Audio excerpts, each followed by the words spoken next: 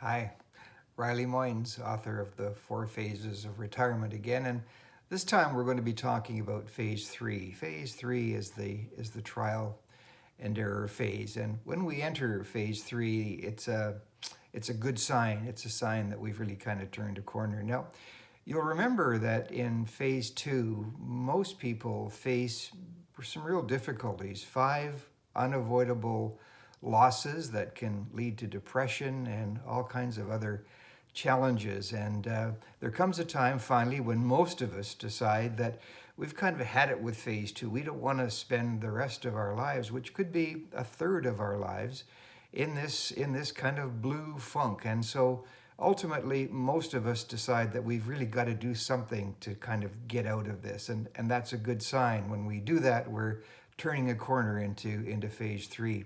Now, I call phase three the trial and error phase, and for reasons you'll see in just a moment. But you know that you're in phase three when you start to ask yourself, what is it that I can do? What can I do that's going to give me a sense of satisfaction and meaning and something that I can do to contribute and to really feel good about myself again? Those are important questions to ask, and they are part of phase three.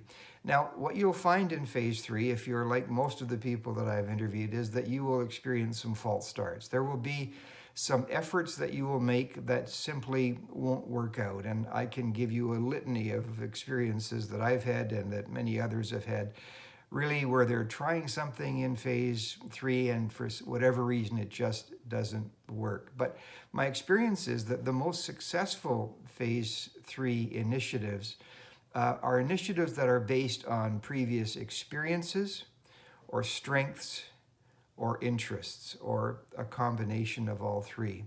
Experiences, strengths, and interests that you've had throughout your life.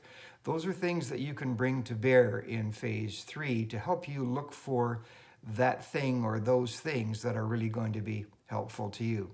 Now, the other thing about phase three is that, as I say, it's a trial and error, which implies false starts and lots of them.